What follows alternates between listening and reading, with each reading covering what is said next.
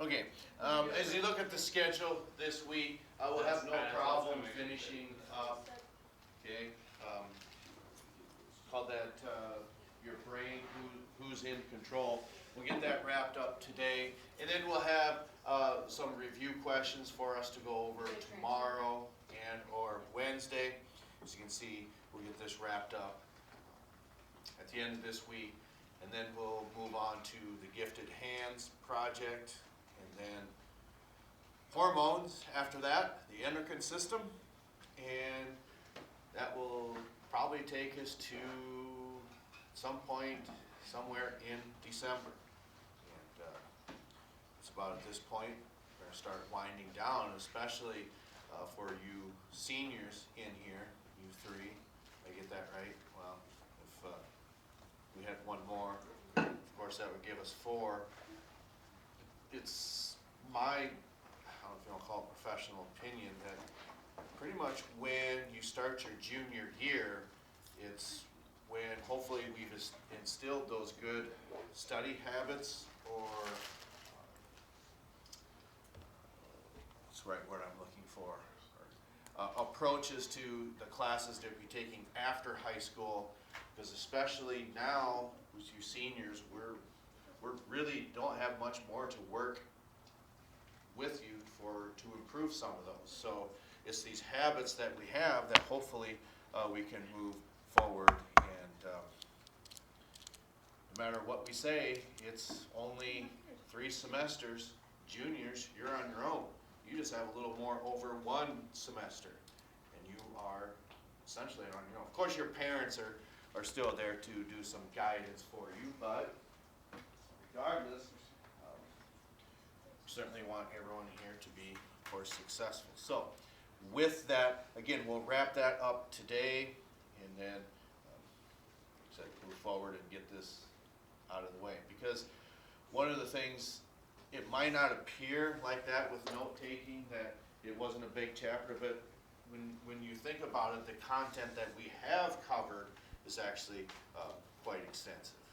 Because some of that doesn't go in far as details as what we do, but if we were to use the book for all of that, oh my, the content is way far above and beyond than what we would want to do. But how many of you have your cranial nerves down? Because there's time, if you don't, okay, let's not wait until Wednesday night and start working on those, which, if I remember correctly, your papers are due on Wednesday. Just make sure that we're moving forward with those. Okay. So some big concepts that we want you to know from chapter 10, it would be the breakdown of your nervous system, which we know the central computer gets split in half. Okay, and if you abbreviate these, that's fine, but SNS and PNS, you got to be careful when you're using those terms. Just like when you're talking about symmetrical reagents and asymmetrical reagents. You've got to be careful how you are stating that. Okay? So, what is the SNS? S? No. I could have swore you said central. Which one? Yes, so what is the SNS?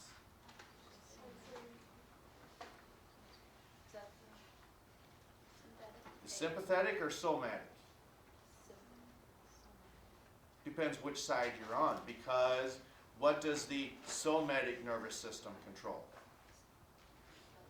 Skeletal muscle, that's right.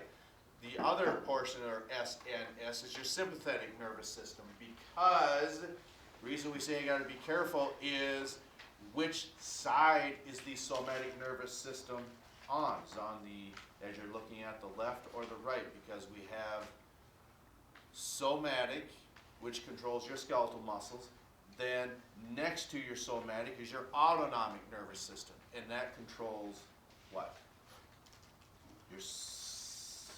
Your autonomic.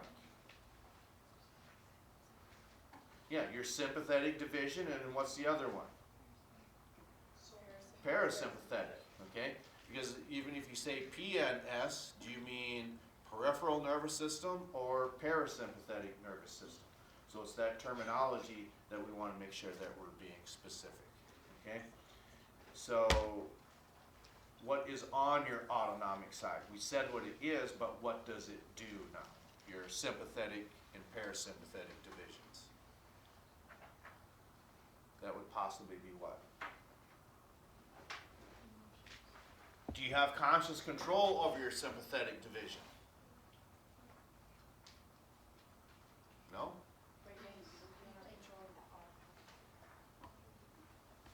If it's on the autonomic side, do you have conscious control over that? No, you don't. Just like that of the parasympathetic side, known as your rest and repair division, okay? Because what we see happening is your hormones sometimes go in cycles like this, whether it's because of adrenaline or norepinephrine, epinephrine. Those are hormones that we talk about that will go in cycles. And of course, there's other types of hormones within the human body that also do that as well. That's enough hearing from myself, so we will now continue with who's in control. I think there's only about 15 or 20 minutes of this left, and then we'll discuss both of those on the next 2 days, and then get you ready for Thursday and Friday. Okay. Yes, ma'am. So we will get this rolling.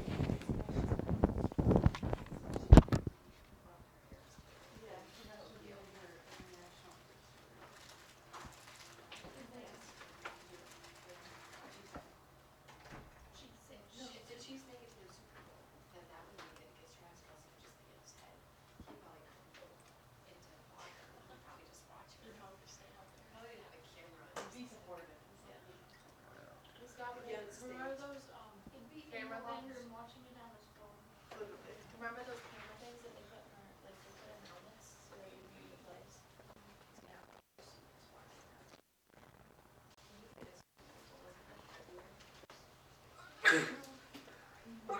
Zoom tight.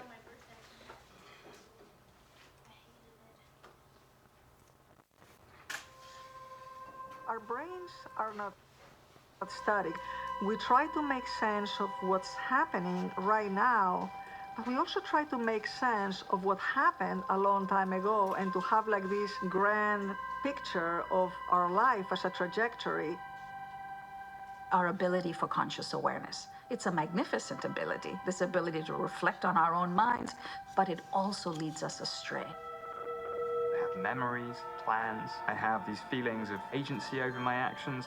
But what the science itself is telling us is that these things aren't necessarily bound together.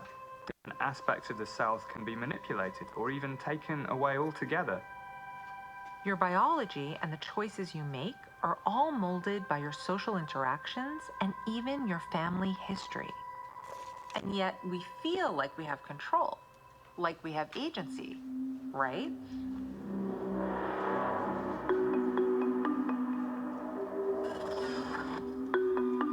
An agent is somebody that is the author of their own story. But actually, most of what's happening in our brain, we are not conscious of. And I think this gets you starting to think, wait a minute, is really everything under my control? Neuroscientist Uri Maus is putting our sense of control to the test.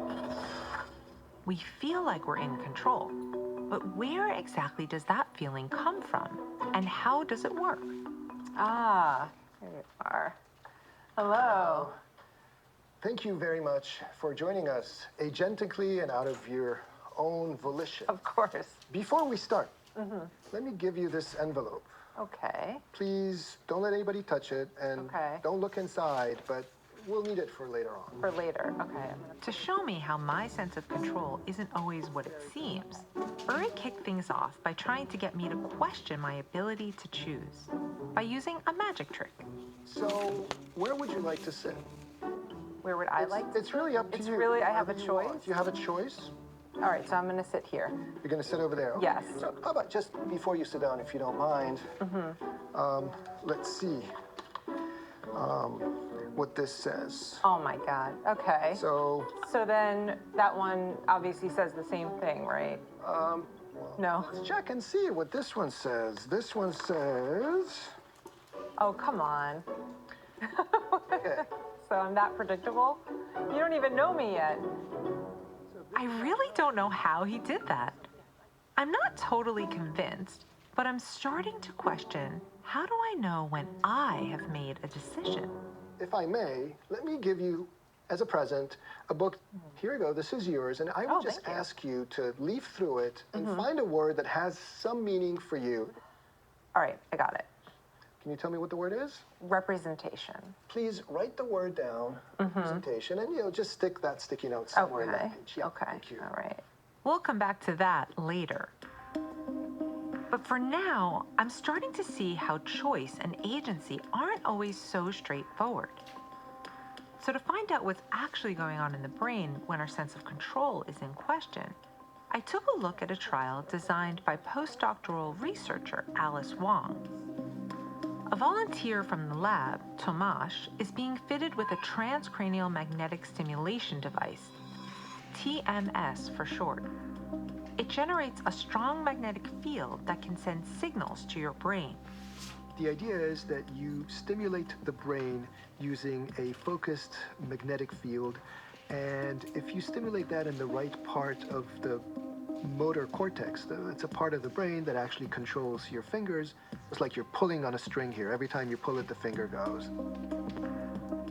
With the device hooked up, the researchers can make his finger jump involuntarily by sending a signal to his motor cortex. We're gonna be locating the spot of your motor cortex that moves one of your fingers. How about that? That works. That was a pinky movement up. Okay. Sometimes they ask him to move his finger on his own.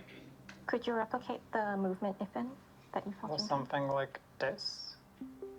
Remarkably, by recording the small electrical signals that travel from his brain down to his finger muscles, Alice and Uri can pinpoint the exact moment that Tamash's brain has initiated a movement, almost 50 milliseconds before he actually moves. With this information, it's as though they can predict his movement slightly before it actually happens. So now his sense of agency is about to be put to the test. Who initiated the movement? It was me. How much agency did you feel over the movement? Quite a lot. Full agency? Okay. Normally, the researcher isn't in the room, and all the questions are conducted by the computer. Who initiated the movement? I don't know. How much agency did you feel over the movement? I would say some agency. In some instances, just as Tomasz decides to move his finger, the researchers use the magnetic field to make his finger move. Who initiated the movement? I really don't know. Okay. How much agency did you feel over the movement? A little bit. So even in the instances when Tomasz really did decide to move his finger, How much agency did you feel over the movement? No agency at all. he didn't always feel like he was in control. So after the experiment, I was excited to hear the results. When Tomasz initiated the movement himself, yet we intervened with the TMS, Tomasz said, that wasn't me. I didn't initiate the movement. It was the computer. He thought that the computer initiated the movement, or it was both of them, or he wasn't sure, but he almost never said that it was him. So what do you think is going on there? How is this happening? We walk around and we feel like, we are the authors of our actions and so on. And you can see with just a little bit of messing around, it tends to fall apart. It's fragile, like our sense Yes. of self, our memories, our sense of agency. They're all things that our brain evolved over time, but they're fragile and they can be Yes. manipulated under the right circumstances. Everything has to align for you to feel this sense of agency. When the finger moves, we get this feedback back to the brain, and it's incorporated with whatever's to create the movement, and together you get this sense of agency. I think it's control. However, I think this experiment shows we're quite happy to relinquish control. Like states of consciousness, there are levels of agency, ways it can be manipulated, and even taken away.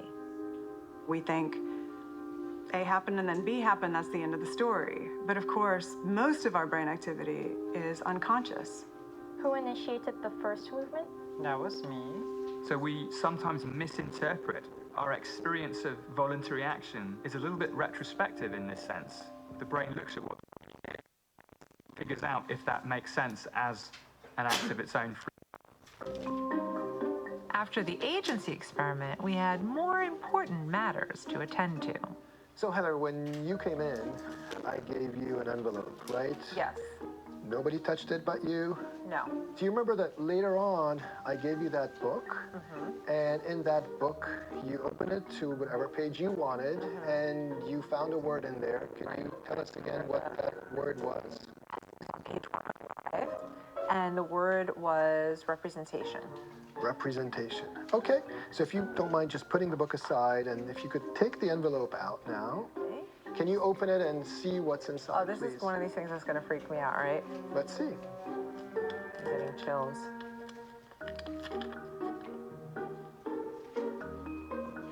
Come on. No way. Come on. No, seriously. That's really freaky. So you're in control, right? I don't know how you did that. That is really weird. I mean, what do I do now? I don't know where to what do I do with that? Uri's magic acts are tricks, sleights of hand and misdirection. But when I saw what was written on the card, I have to admit, I wondered if my choices mattered at all. Let me do this. Alice Wong's experiment supports the idea that it isn't just about what happens in the brain at the moment a decision is made. How did you do that? Your sense of agency or control also has to do with feedback you get after the decision, physical, social, and emotional. Sometimes can get disrupted, perhaps, just like you have a sense of sight or smell and so on. Sometimes you have visual illusions. It's similar with a sense of agency. I can manipulate your sense of agency. Have a sense of agency.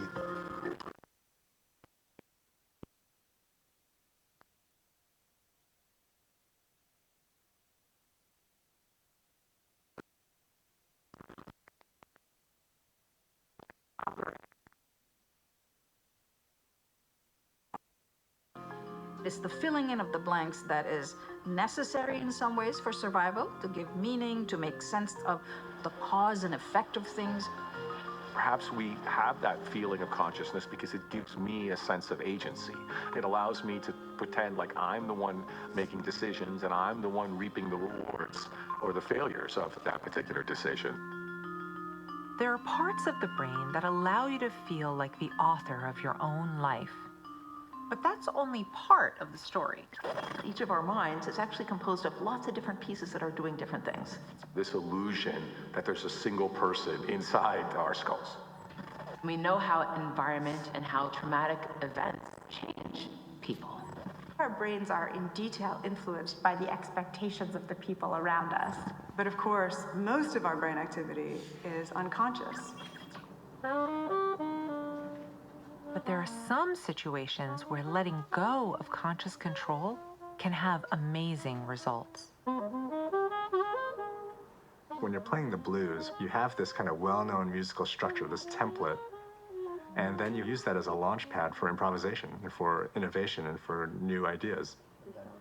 Charles Lim is a neuroscientist trying to understand how our brain operates when we are being truly creative. It's going to be ill in the MRI. It's Dr. E freestyle. And today, he's using a scanner to peer into the brain of educator and freestyle rapper Chris Emden. I wonder if I'm going to saying as I'm freestyling, profiling, still wilding. It's going to be ill. You ready for me? Okay, remember, keep your head still during the entire thing and try not to move your feet or your hands at all during the rapping. All right, do the best I can. Yeah, awesome, thank you. First, Charles asks Chris to perform a memorized piece. Now that memory means you're going to do the memorized lyrics the way you originally wrote them, okay? Okay. Memory. I'm a physicists, lyricists spit in this ridiculousness, so witness the ignorance I dismiss. Knows those emotionless, the topic of the course. Staying motionless, they had no balance force. Next, he gives him a prompt and asks him to improvise, to create a new original piece on the spot. He doesn't know what's coming, and that's going to be his cues for that. Freestyle, physicists, lyricists, MCs like this will always be kicking this. After all of that, it'll all be over.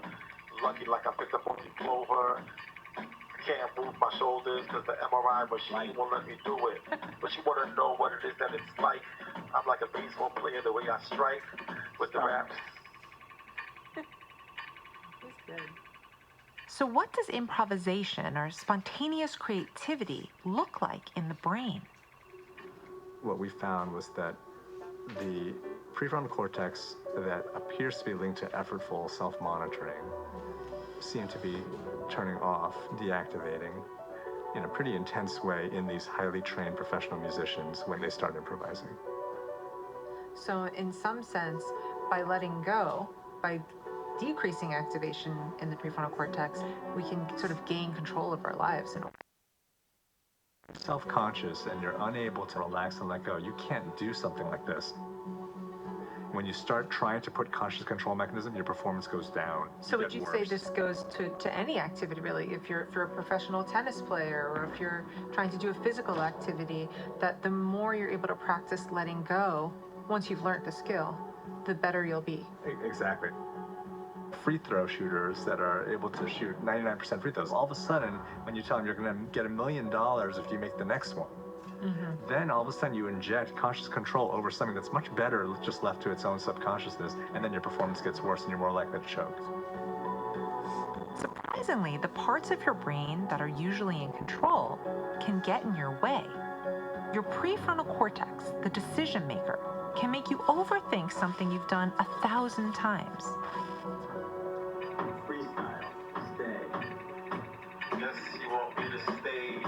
Relax, but I will never play. Every human being is creative. Whether they're creative artistically or not is another question, but we're all creative. We have to be, because all day long we're doing unscripted things that we didn't know we would be doing. Life is not scripted. And so no matter who you are in this world, you're doing things that are unplanned. All day long, we're balancing forces that push us around, even if we're not aware of them. From past trauma to the emotions of affecting your brain. I like to believe that I am in charge of my life, that I am the agent of my life, that I actually can control my emotions, my abilities, my desires. And the more I learn about brains, the more I realize that this is probably not true.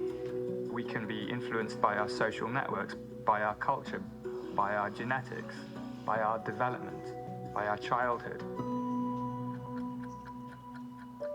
Your brain is a complicated collection of these intricate parts, many of which you have no awareness of, and they all work together in a delicate dance to create your perception of you.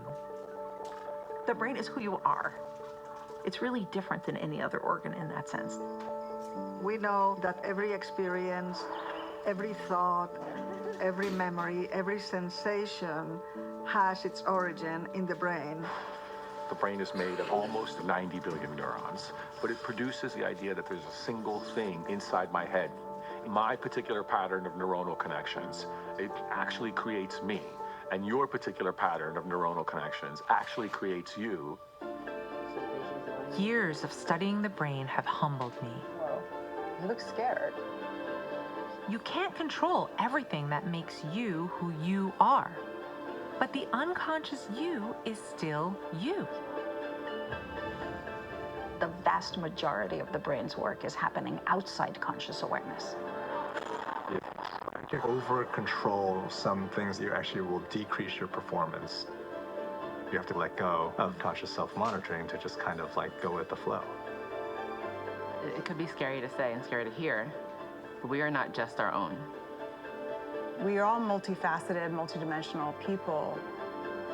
And by becoming more aware of the unconscious processes in your own brain, you can become more aware of what drives you.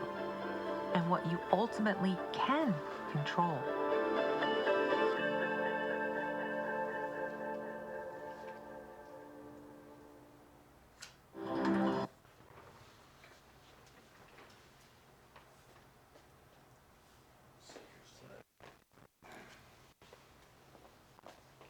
Okay, so, and I think a lot of that is easier said than done. I don't know if I